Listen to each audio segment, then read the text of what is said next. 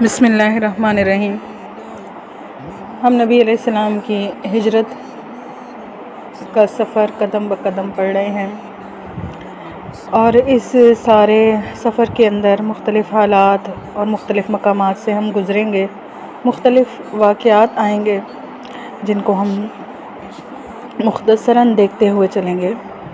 ابھی ہم مکۃ المکرمہ میں ہیں، نبوت کے ابتدائی زمانے ہیں، شروع کے 10 یا 11 سال۔ اچھا، آپ جو قرآن کا حصہ پڑھتے ہیں جن میں مکی صورتیں آپ پڑھتے ہیں، مکی قرآن سارا جو ہے نا اسی سفر میں اترا ہے۔ جو مکی آیتیں ہم پڑھتے ہیں تو وہ اس سوشل سیٹ اپ میں اترا ہے کہ جس کے اندر کا کچھ حال ہم نے کل پڑھا اور کچھ ہم آج پڑھیں گے۔ نبی علیہ السلام مکۃ المکرمہ میں اپنی اسلام کی دعوت کا جو سفر ہے، جو مشن ہے، اس کو جاری رکھے ہوئے تھے۔ آپ مکہ کے قبائل کے پاس تشریف لے جاتے، آپ بازاروں میں جاتے، موسم حج میں دور دور سے آنے والے قبیلوں کے پاس آپ جاتے۔ اچھا، حج جو ہے نا، حج اس زمانے میں بھی ہوتا تھا لیکن اس کی صورت بدل گئی تھی۔ جیسے کہ ہم جانتے ہیں خانہ کعبہ تھا، لیکن خانہ کعبہ کے اندر 360 بت رکھے گئے تھے، اور یہ لوگ مرد اور عورتیں برہنہ ہو کر حج کیا کرتے تھے۔ اسی طریقے سے بہت ساری چیزیں انہوں نے اپنے سے ایڈ کر دی تھیں، تو یہ حالات چل رہے تھے۔ نبی علیہ السلام لوگوں کو دعوت دیتے، لوگ آپ علیہ السلام کی تحقیر کرتے، تضحیک کرتے، مذاق اڑاتے، لیکن نبی علیہ السلام اپنی کوششوں پر لگے ہوئے تھے۔ ایک واقعہ اسی دعوت و تبلیغ کی محنتوں کا طارق بن عبداللہ بتاتے ہیں۔ آپ فرماتے ہیں کہ میں نے ذو المجاز کے بازار میں نبی علیہ السلام کو دیکھا کہ آپ لوگوں سے کہہ رہے تھے، ایھا الناس قولوا لا الہ الا اللہ تفلحوا، اے لوگو کہہ دو اللہ کے سوا کوئی معبود نہیں ہے، تم فلاح پا جاؤ گے۔ اور ایک شخص پیچھے پیچھے آپ کو پتھر مارتا جاتا تھا، جس سے جسم مبارک خون آلود ہو گیا، اور ساتھ ساتھ کہتا جاتا، یا ایھا الناس لا تطیعوہ فانہ کذاب، اے لوگو اس کی بات نہ ماننا کہ یہ جھوٹا ہے۔ میں نے لوگوں سے پوچھا کہ یہ کون ہے؟ مجھے بتایا گیا کہ یہ عبد المطلب کا ایک جوان ہے۔ پھر میں نے پوچھا وہ پیچھے پتھر مارنے والا کون ہے؟ تو جواب دیا کہ یہ اس کے چچا ابو لہب ہیں۔ عزیزات، کل بھی جیسے بات ہو رہی تھی، پتھر مارنے والے اگر غیر ہوں تو سہنا آسان ہوتا ہے، لیکن اپنے ہی پتھر مارنے پہ آ جائیں تو انسان کس نفسیاتی کرب سے گزرتا ہے، اس کا اندازہ ہم بخوبی لگا سکتے ہیں۔ میرا الحمدللہ مدرسہ ہے، اور مدرسے کے کام میں اللہ تعالیٰ نے مجھے بہت آسانیاں دی ہیں، لیکن کچھ دن پہلے ایک بات میرے کان میں پڑی کہ کسی نے کسی غلط فہمی کی بنا پر بس ایک چھوٹا سا جملہ میرے کان میں پڑا کہ کسی نے کہا کہ ہمارے مدرسے کے بارے میں کچھ نیگیٹو کامنٹ کیا، حالانکہ وہ غلط فہمی پہ بیس تھا۔ مجھے اس سے اتنی ٹینشن ہوئی، مجھے لگا میرا دماغ پھٹ جائے گا، کیونکہ جب آپ کے اپنے بات کرتے ہیں نا تو پھر آپ کو بڑا دکھ ہوتا ہے۔ آپ سوچ سکتے ہیں نبی علیہ السلام کی مینٹل سٹیٹ کو، آپ جو انگزائٹی، جو ٹینشن آپ فیل کرتے ہوں گے، میں اور آپ اس کا تصور بھی نہیں کر سکتے کہ بازاروں میں آپ چل رہے ہیں اور آپ اللہ کی دعوت دے رہے ہیں، اور پیچھے پیچھے آپ ہی کے چچا آپ کو پتھر مار رہے ہیں لوگوں کے سامنے، اور لوگوں کو کہتے جاتے ہیں کہ ان کی نہ ماننا، یہ جھوٹے ہیں۔ اسی طرح سے نبی علیہ السلام دعوت کے لیے جب نکلتے تو ابو جہل، وہ بھی نبی علیہ السلام کے چچا تھے، وہ پیچھے سے مٹی پھینکتے آپ کے اوپر، لیکن نبی علیہ السلام اسی طرح مختلف قبیلوں کے پاس جا جا کر دعوت دیتے رہے۔ اب یہ ہدایت کی جو دولت ہوتی ہے نا، اس کی جو تقسیم ہوتی ہے اور اس کی جو قبولیت ہوتی ہے، اس کے فیصلے اللہ کی طرف سے ہوتے ہیں۔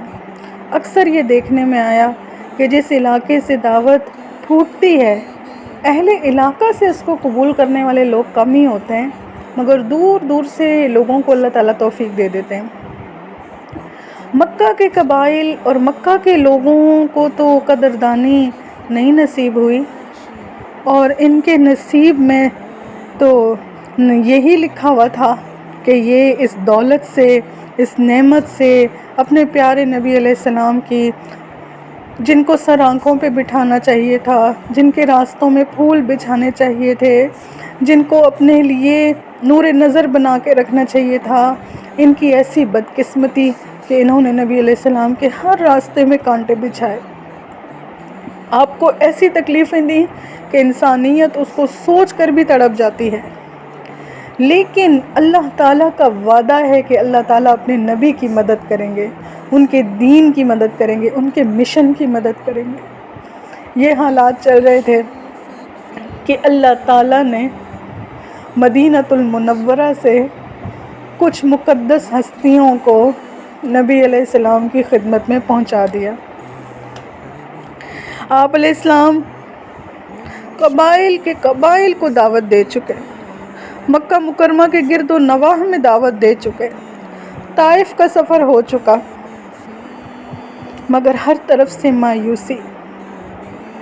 لیکن 11/9 کا یہ واقعہ ہے کہ نبی علیہ السلام اسی دعوتی مشن میں مینا میں گزر رہے تھے، وہاں کے خیموں میں آپ دعوتی کام کر رہے تھے کہ اللہ تعالیٰ نے نبی علیہ السلام کو عقبہ کی گھاٹی میں پہنچا دیا،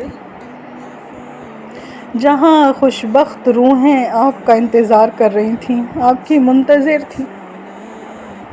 نبی علیہ السلام نے فرمایا، من انتم، تم لوگ کون ہو؟ وہ کہنے لگے، نفر من الخزرج، ہم خزرج کے لوگ ہیں۔ فرمایا، امن موالی الیہود، وہ جو یہود کے حلیف اور دوست ہیں؟ وہ بولے، نعم، جی ہاں۔ نبی علیہ السلام نے فرمایا، افلا تجلسون اکلمکم، کیا تم تھوڑی دیر بیٹھتے نہیں کہ میں تم سے کچھ بات کرنا چاہتا ہوں؟ کہا، بلا، کیوں نہیں۔ آپ صلی اللہ علیہ وسلم نے انہیں دعوت دی، قرآن کریم کی آیتیں سنائیں۔ نبی علیہ السلام کے نورانی چہرے کو دیکھ کر وہ کہنے لگے، لگتا ہے یہ وہی نبی ہیں جس کا یہود انتظار کر رہے تھے، کہیں ایسا نہ ہو کہ یہودی ہم سے پہلے ایمان لے آئیں۔ آپس میں انہوں نے اتفاق رائے کیا اور اسلام قبول کر لیا۔ یہ کل 6 لوگ تھے۔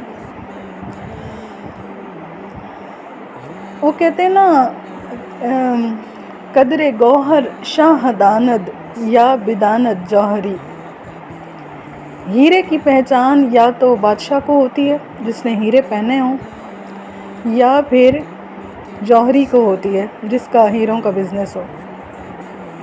کبھی کبھی ایسے نفوس قدسیہ، اللہ تعالیٰ کے ایسے برگزیدہ بندے جب اس طرح کے مکہ والوں جیسے جاہل اجڑ لوگوں کے درمیان آ جاتے ہیں، وہ لوگ ان کی قدر کہاں جانتے ہیں؟ وہ لوگ کہاں جانتے ہیں کہ کتنا قیمتی سرمایہ ہے؟ بندے بندے میں بھی فرق ہوتا ہے، اور بندے بندے کی پہچان کا بھی ایک طریقہ ہوتا ہے۔ جس طرح سے پتھروں میں ہر پتھر ایک جیسا نہیں ہوتا، اسی طرح انسانوں میں ہر انسان بھی ایک جیسا نہیں ہوتا۔ نبی علیہ السلام کو مدینہ والوں نے چہرہ دیکھا اور پہچان لیا، اور یہ مکہ والے پوری زندگی آپ کے ساتھ رہے اور آپ کو نہیں پہچان سکے۔ آپ کے اخلاق ان کے سامنے نہیں تھے۔ آپ کو ہی تو وہ لوگ صادق اور امین کہا کرتے تھے۔ کیا انہوں نے کبھی دیکھا تھا کہ آپ کسی کے پاس بیٹھے ہوں، کچھ آپ نے پڑھا ہو، کہیں سے کچھ سیکھا ہو، آپ نے کوئی شاعری کی ہو، وہ پاگل اور مجنون کس بیس پر کہتے تھے؟ کون سی بات انہوں نے نبی علیہ السلام کے اندر پاگلوں والی دیکھی تھی؟ کچھ نہیں، بلکہ یہ ہدایت بڑی نعمت ہے عزیزات۔ اللہ تعالیٰ کا شکر ادا کرے، اللہ تعالیٰ نے ہمیں ایمان عطا فرمایا ہے۔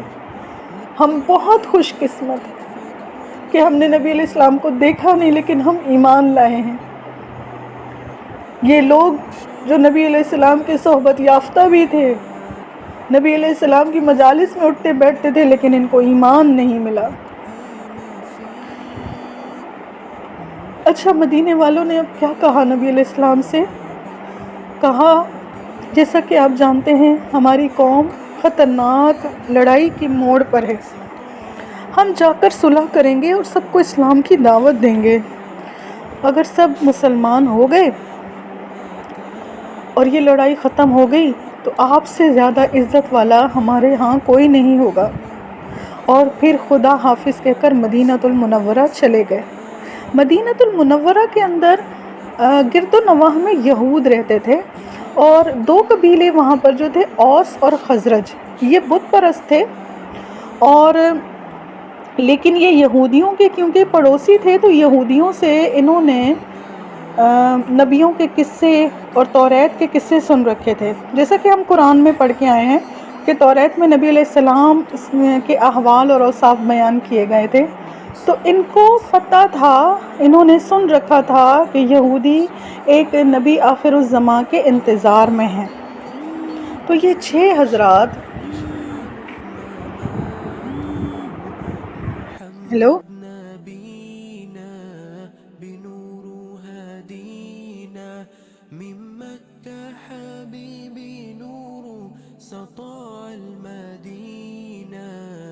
صلى صلاته وتحلى في صفاته يا بخت اللي في ظله ماشي يشفع له في مماته يا إمامنا يا أمين يا سند للمسلمين۔ پھر یہ 6 حضرات خدا حافظ کہہ کر مدینہ المنورہ روانہ ہو گئے، اور اللہ تعالیٰ نے اوس و خزرج کو نبی علیہ السلام کی مدد کے لیے کھڑا کر دیا۔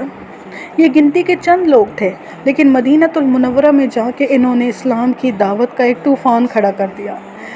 ایسی محنت کی، ایسی جانفشانی سے دین کا کام کیا، دن رات لوگوں تک نبی علیہ السلام کا کا پیغام پھیلایا کہ چاروں طرف اسلام کا غوغا ہو گیا۔ اب مکہ میں یہ تھا کہ مکہ میں کیونکہ چاروں طرف نبی علیہ السلام کے دشمن ہی دشمن تھے، نبی علیہ السلام کو پناہ دینا بھی خطرے سے خالی نہیں تھا۔ کوئی نبی علیہ السلام کو اگر پناہ بھی دیتا تو وہ اس کو اس چیز کا بھی خطرہ تھا۔ لیکن قبیلہ دوس کے ایک سردار تھے طفیل بن عمرو، انہوں نے نبی علیہ السلام کو اپنے ہاں ہجرت کی پیشکش کی تھی، لیکن نبی علیہ السلام نے وہ قبول نہیں فرمائی، آپ کو شرح صدر نہیں ہوا۔ اگین یہ اللہ کے فیصلے ہوتے ہیں، اللہ اپنے دین کے لیے کس کو منتخب فرماتا ہے۔ اللہ تعالیٰ نے اوس اور خزرج کے قبیلوں کو ان کے سر پر یہ صحرا، یہ تاج سجانا تھا کہ رہتی دنیا تک اسلام کے باغ کی باغبانی کرنے والے، اللہ کے نبی کی حفاظت، نصرت، تائید کرنے والے یہ اوس و خزرج ٹھہریں گے، یہ اہل مدینہ ٹھہریں گے۔ اللہ تعالیٰ نے ان کو منتخب فرما لیا۔ مکہ والے بھی پیچھے رہ جائیں گے اور مدینے والے بازی لے جائیں گے۔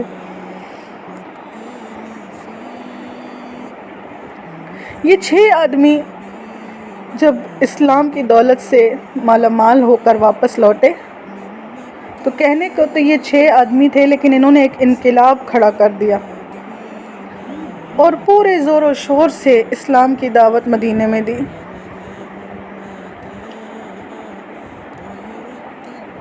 اور یہی جو ان 6 حضرات کی جو محنت ہے نا، یہی اسلام کی اساس اور بنیاد بنی۔ مدینۃ المنورہ ایک چھوٹی سی بستی ہے جو تقریباً 20 محلوں پر مشتمل تھی۔ اب یہاں سے نکلنے والے داعیان اسلام قافلوں کی صورت میں مشرق اور مغرب میں پھیل گئے اور مشرق اور مغرب میں جا کے اسلام کی دعوت دینے لگے۔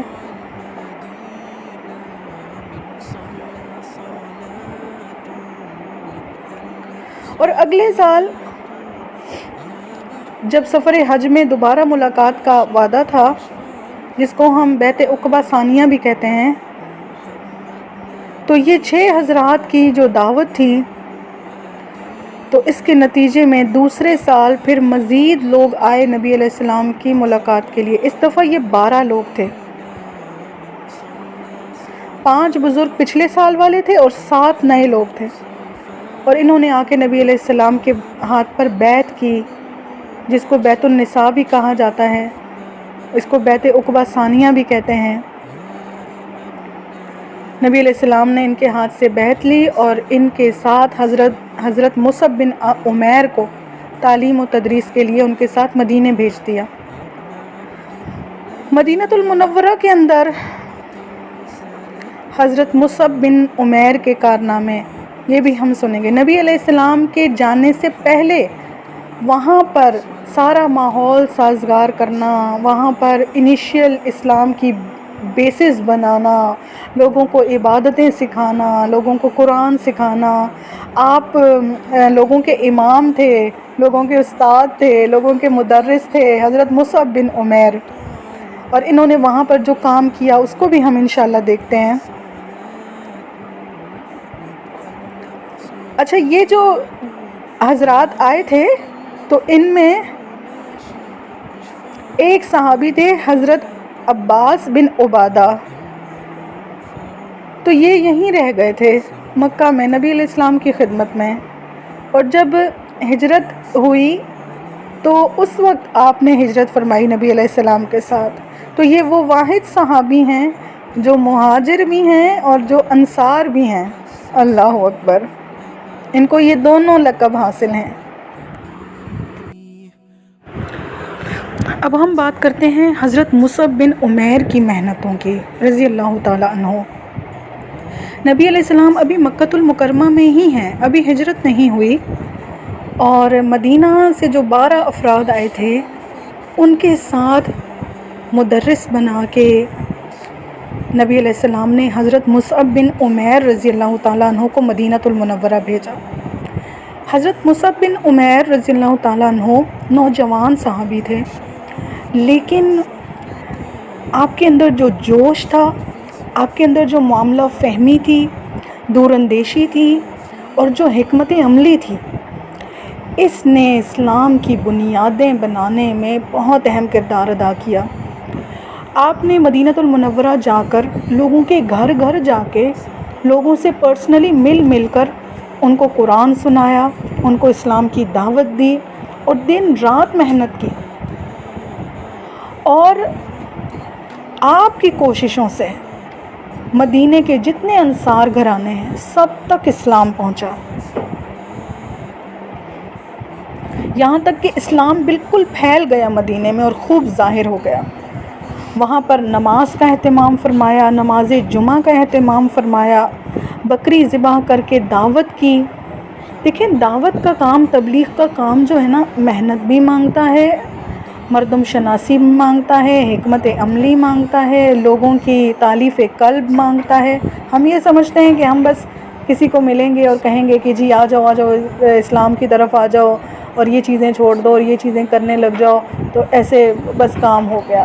اس کا بھی ہمیں اجر ثواب ملے گا، لیکن بعض اوقات کیا ہوتا ہے کہ ہم لوگوں کو اور زیادہ متنفر کر دیتے ہیں، لوگوں کو قریب لانے کے بجائے متنفر کر دیتے ہیں۔ لوگوں کے اوپر ایک کنٹینیوس محنت کرنی پڑتی ہے، لوگوں کو اپنے اخلاق سے متاثر کرنا پڑتا ہے، لوگوں کو اپنی محبت سے، دل جوئی سے، اپنائیت سے قریب لایا جاتا ہے، پھر اس کے بعد ان پہ کنٹینیوس محنت ہوتی ہے۔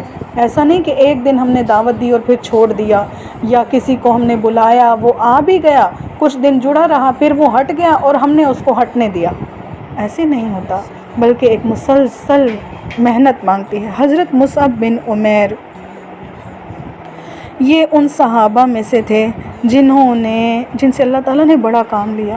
چھوٹی سی عمر میں نبی علیہ السلام کے دین کی نصرت کا ایسا کام کر گئے کہ رہتی دنیا تک جتنے لوگ بھی اسلام لائیں گے ان کا ثواب بھی ان کے نامہ اعمال میں لکھا جائے گا۔ زندگی بڑی کم تھی، بڑی مختصر تھی۔ ہجرت کے کچھ عرصے بعد جب مسجد نبوی کی تعمیر ہو رہی تھی اسی وقت ان کا انتقال ہو گیا۔ اللہ تعالیٰ کروڑوں رحمتیں اور انوارات نازل فرمائے نبی علیہ السلام کے اس صحابی پر جنہوں نے ایسے کڑے وقت میں نبی علیہ السلام کا ساتھ دیا۔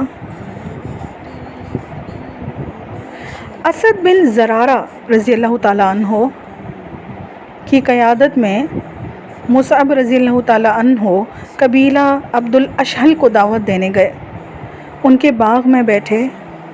اس قبیلے کے دو سردار اسید بن حذیر اور سعد بن معاذ اس وقت مشرک یعنی اپنی قوم کے دین پر تھے۔ سعد بن معاذ نے اسید بن حذیر سے کہا، یہ دونوں مصعب اور اسد ہمارے قبیلے کے لوگوں کو بے وقوف بنانے کے لیے آئے ہیں۔ تم اسد کے پاس جاؤ اور اس کو ہماری طرف سے تنبیہ کرو کہ وہ ایسی حرکتیں بند کر دے۔ اس اجنبی آدمی کے ساتھ آ کر ہمارے کم عقل اور کمزور لوگوں کو بے وقوف نہ بنائے۔ اگر اسد کے ساتھ میرا رشتہ داری کا تعلق نہ ہوتا تو میں بجائے تمہارے خود ہی اس سے نمٹ لیتا، مگر وہ میرا خالہ زاد بھائی ہے، اس لیے میرا الجھنا اس سے مناسب نہیں۔ اسید بن حذیر ہتھیار اٹھائے بڑے غصے میں ان کی طرف روانہ ہوئے۔ اسید کو آتا دیکھ کر اسد بن زرارہ نے حضرت مصعب سے کہا، دیکھنا جانے نہ پائیں، یہ اپنی قوم کے سردار ہیں۔ اسید نے آ کے غصے میں ان کو مخاطب کیا اور بہت باتیں سنائیں۔ حضرت مصعب رضی اللہ تعالیٰ عنہ نے نہایت متانت سے ان کی بات سن کر انہیں اسلام کی دعوت دی، قرآن کی تلاوت سنائی تو وہ مسلمان ہو گئے رضی اللہ تعالیٰ عنہ۔ ابو سید اپنا نیزہ اٹھا کر قوم کی طرف واپس چلے۔ وہ سب ایک محفل میں بیٹھے ان کا انتظار کر رہے تھے کہ سعد بن معاذ نے اسید رضی اللہ تعالیٰ عنہ کو آتے دیکھا تو ان کا چہرہ دیکھتے ہی بولے، خدا کی قسم کھا کر کہتا ہوں کہ اسید بن حذیر تمہارے پاس وہ چہرہ لے کر نہیں آ رہا جو وہ تمہارے پاس سے لے کر گیا تھا۔ یعنی صحابی رسول کی ایک ملاقات کی ایسی تاثیر ہوئی ہے کہ دل کی کایا پلٹ چکی ہے۔ سید بن حذیر محفل کے پاس پہنچے تو سعد نے پوچھا، ہاں میاں کیا کر کے آئے ہو؟ سید نے کہا، میں ان دونوں آدمیوں سے گفتگو کر کے آیا ہوں، مگر خدا کی قسم مجھے ان میں کوئی خرابی نظر ہی نہیں آئی۔ میں نے ان دونوں کو ان کے کام سے روکا تو انہوں نے کہا، ٹھیک ہے ہم وہی کریں گے جو تم چاہتے ہو۔ اور مجھے یہ بھی معلوم ہوا ہے کہ بنو حارثہ کے لوگ اسد بن زرارہ کو قتل کرنے کے لیے نکل کھڑے ہوئے ہیں، اور ایسا وہ اس لیے کر رہے ہیں کہ ان کو معلوم ہے کہ اسد تمہارا خالہ زاد بھائی ہے، لہٰذا وہ تمہیں رسوا اور ذلیل کرنا چاہتے ہیں۔ یہ سنتے ہی سعد بن معاذ ایک دم غضبناک ہو کر کھڑے ہوئے اور اسید کے ہاتھ سے نیزہ لے کر اسد بن زرارہ اور مصعب کی طرف روانہ ہو گئے۔ جیسے ہی اسد نے ان کو آتے دیکھا تو پھر مصعب سے کہا، اللہ کی قسم اسید کے بعد اب ان کی قوم کا سردار آ رہا ہے، اگر انہوں نے آپ کی پیروی کر لی تو ان کی قوم کے دو آدمی بھی آپ کے مخالف نہیں رہیں گے۔ سعد بن معاذ نے دور سے جب ان دونوں کو اطمینان سے بیٹھا دیکھا تو سمجھ گئے کہ اسید نے میرے ساتھ چال چلی ہے۔ خیر جب وہ پہنچے اور غصے میں اسد سے بولے، اے ابو امامہ خدا کی قسم اگر تمہارے اور میرے درمیان رشتہ داری کا تعلق نہ ہوتا تو تم ہرگز یہ حرکتیں نہیں کر سکتے تھے۔ کیا تم ہمارے ہی گھروں میں آ کر ہم سے وہ باتیں کرتے ہو جو ہمیں پسند نہیں؟ حضرت مصعب نے فرمایا، آپ ذرا بیٹھ کر میری بات سن لیں، اگر آپ کو اچھی لگے تو مان لیجئے گا ورنہ ہمیں منع کر دینا۔ حضرت مصعب کی دعوت سے سعد بن معاذ بھی مسلمان ہو گئے۔ پھر آپ اپنی قوم کے پاس واپس آئے اور پوچھا، تم میرے بارے میں کیا جانتے ہو؟ سب نے کہا، آپ ہمارے سردار، ہم میں سب سے افضل، صاحب رائے، رئیس ہیں۔ تو سعد کہنے لگے، پھر مجھے تمہارے مردوں اور عورتوں سے گفتگو حرام ہے۔ جب تک تم سب کے سب اللہ اور اس کے رسول پر ایمان نہیں لے آؤ۔ اللہ اکبر، اللہ اکبر۔ شام ہونے سے پہلے پہلے سارا قبیلہ مسلمان ہو گیا، صرف ایک شخص اسیرم اس دن مسلمان نہیں ہوئے، البتہ غزوہ احد کے دن یہ بھی مسلمان ہو گئے اور جہاد میں شریک ہوئے، اور عجیب اتفاق کہ چند لمحوں بعد شہادت کے رتبے پہ فائز ہو گئے۔ ایک سجدہ کرنے کا بھی موقع نہیں ملا۔ رسول اللہ صلی اللہ علیہ وسلم نے فرمایا انہو من اہل الجنہ، وہ جنتیوں میں سے ہے۔ حضرت اسیرم رضی اللہ تعالیٰ عنہ ایسے صحابی ہیں جنہوں نے اسلام لانے کے بعد ایک بھی نماز نہیں پڑھی، لیکن وہ صحابی ہیں اور وہ جنتی ہیں۔ سبحان اللہ۔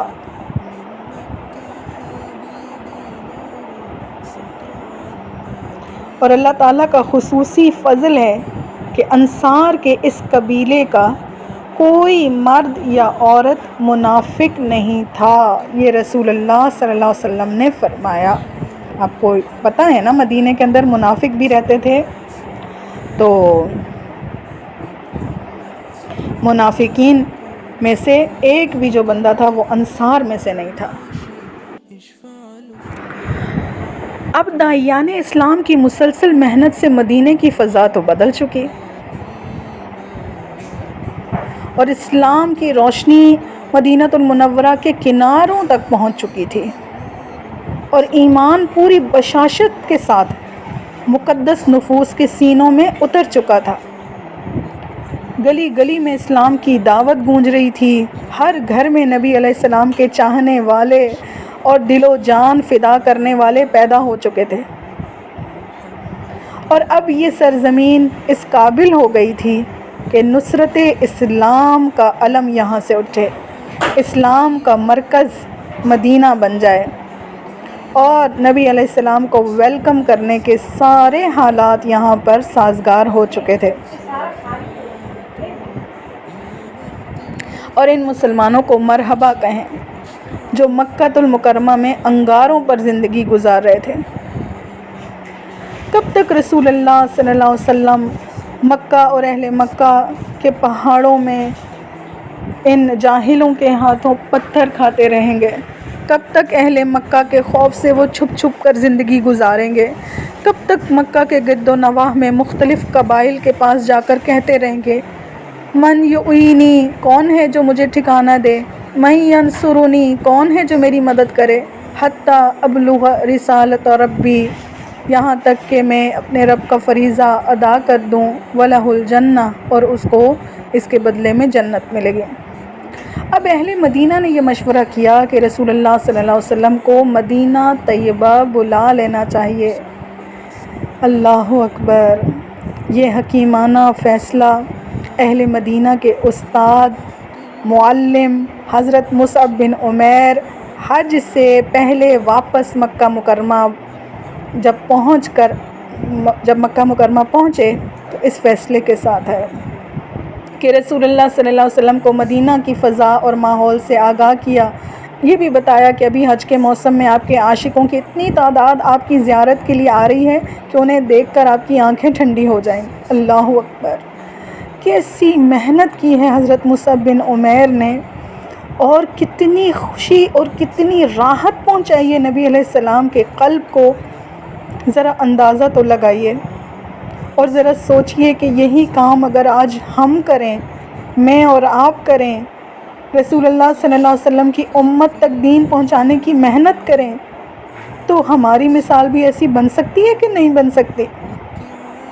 چنانچہ حج کے موقع پر نبی علیہ السلام کے غلامان اپنے محبوب نبی صلی اللہ علیہ وسلم کو لینے چل نکلے، مکہ مکرمہ پہنچے۔ ان سب کی خواہش اور چاہت تھی کہ ہم اپنے محبوب صلی اللہ علیہ وسلم کی زیارت کریں اور انہیں مدینہ طیبہ آنے کی دعوت دیں۔ رسول خدا صلی اللہ علیہ وسلم مدینہ منورہ سے آئے ہوئے اپنے غلاموں اور اسلام کے حمایتیوں کی اتنی بڑی تعداد دیکھ کر کتنے خوش ہوئے ہوں گے، کتنے خوش ہوئے ہوں گے، اس کا اندازہ بھی ہم نہیں لگا سکتے۔ محمد نبینا بنور هادینا